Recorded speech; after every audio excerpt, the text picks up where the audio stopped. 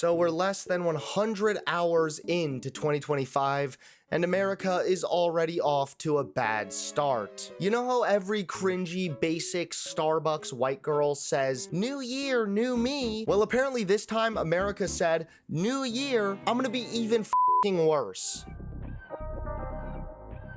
Here are just a couple of things that have happened over the past few days, setting 2025 off to a really bumpy start. First, on New Year's Eve, you have a 45-year-old man who was pushed onto the tracks of a New York subway train. And I know exactly what you're thinking. What the hell is going on in New York? Specifically, what the hell is going on in the New York subway trains? So I'm gonna go ahead and show you the footage and then explain to you the overall story.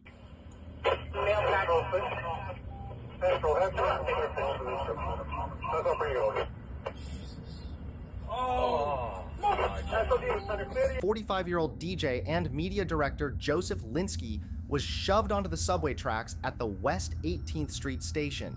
What began as a routine commute turned into a life or death situation when Kamal Hawkins, a 23-year-old man with no apparent motive, carried out this random attack. Linsky fell hard, sustaining a fractured skull and broken ribs, but he miraculously survived. Witnesses were left stunned as the attacker made no effort to flee the scene. Hawkins, who was quickly apprehended by authorities, now faces charges of attempted murder. His actions sparked fresh outrage about subway safety, a long-standing concern for New Yorkers. Linsky's ordeal highlights the chilling unpredictability of such attacks. One moment of vulnerability, and his life was nearly lost. Yeah, unless I'm in the mood to get nearly killed or set on fire, you will not catch me on the New York subway train anytime soon. Next, we have the veteran who blew up his Tesla Cybertruck outside of a Trump hotel. And I know what you're thinking. Yeah, the Tesla Cybertrucks are pretty freaking ugly, but like, is that actually necessary? So once again, I will show you the footage and then explain to you the overall general story.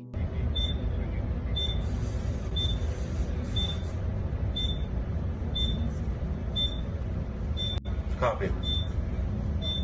A decorated army soldier tragically ended his life in a Tesla Cybertruck packed with fireworks just moments before it exploded outside of the Trump International Hotel in Las Vegas.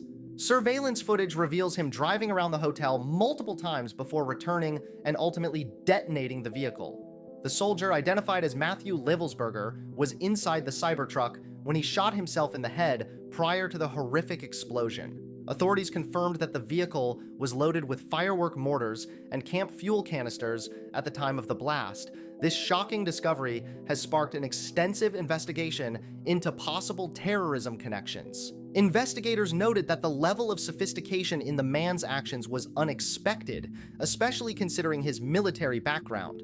A special agent from the Bureau of Alcohol, Tobacco, Firearms, and Explosives commented on the apparent lack of careful planning and execution, saying, "The level of sophistication is not what we would expect from an individual with this type of military experience." As the investigation unfolded, a connection was made to another tragic event occurring simultaneously in New Orleans, but officials stated there's no evidence linking the two incidents. Tesla's CEO, Elon Musk, clarified that the explosion stemmed from large fireworks and/or a bomb in the truck bed, not a malfunction from the vehicle itself. This incident has raised questions about personal struggles beneath the surface of seemingly ordinary lives, and investigators are hard at work to understand the underlying motives. And of course, last but certainly not least, we have the New Orleans truck attack. In one of the worst advertisements for the Ford F-150 ever, an insane person drove his Ford pickup truck into a crowd of people, ultimately killing over 10 people. We have dozens of people that got hit by this car. There's really some scary footage that exists of this exact incident. First, there's this one when you can see a truck aggressively just driving straight into a crowd of people. And this video as well is incredibly disturbing, showing a vehicle speeding down the New Orleans street and nearly missing people.